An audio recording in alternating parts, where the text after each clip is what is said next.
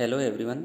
आज हम ग्रेसम का जो नियम है उसके बारे में अध्ययन करेंगे।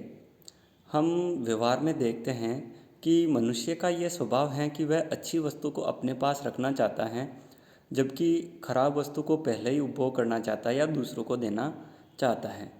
ग्रेसम का नियम जो है वो मनुष्य की इसी मनोवैज्ञानिक प्रवृत्ति पर आधारित है।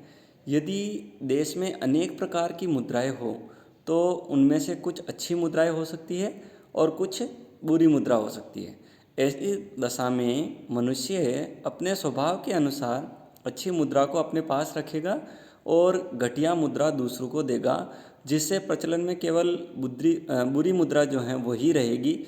और मुद्रा चलन में मानव स्वभाव की इसी प्रवृत्ति को सर टॉमस ग्रेसम ने एक नियम के रूप में व्यक्त किया है, जिसे ग्रेसम का नियम कहा जा सकता है। हम देखते हैं कि जैसे अभी वर्तमान में जो 10 रुपये का सिक्का प्रचलित है, हम मान सकते हैं कि एक बढ़िया मुद्रा है।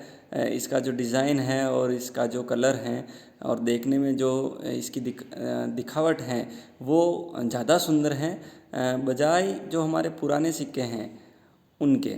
तो अब इसको हम बढ़िया मुद्रा मान लेते हैं। When in a country two or more kinds of money circulate at the same time, bad money tends to drive good money out of the circulation. Sir Thomas Gresham sir ने क्या कहा कि किसी देश में जब दो प्रकार की मुद्राएं एक ही समय प्रचलित होती हैं तो जो बुरी मुद्रा हैं वो अच्छी मुद्रा को जो है क्या कर देती है, प्रचलन से बाहर कर देती हैं।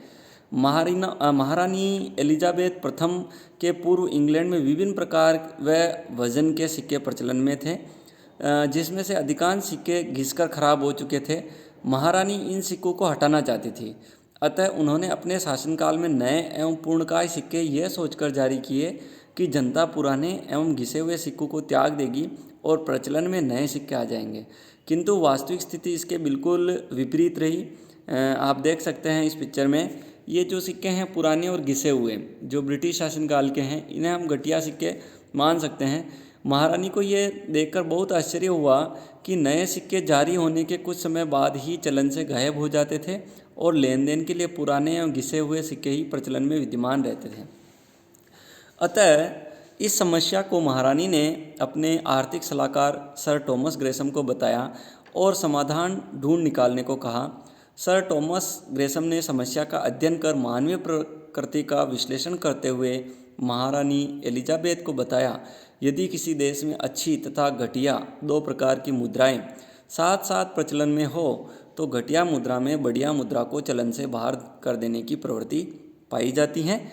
ग्रेसम के इस कथन को ही ग्रेसम का नियम कहते हैं। यदि घटिया मुद्रा परिमाण में सीमित नहीं है तो वह अच्छी मुद्रा को चलन से बाहर निकाल देती है। यहाँ पर ये अपवाद हो गया कि जो घटिया मुद्रा हैं या बुरी मुद्रा हैं वो पर्याप्त मात्रा में उपलब्ध होनी चाहिए। अगर पर्याप्त मात्रा में उपलब्ध नहीं है, थोड़ी मात्रा में ही उपलब्ध है, तो ग्रेसम का नियम जो है वो लागू नहीं होगा। धन्यवाद।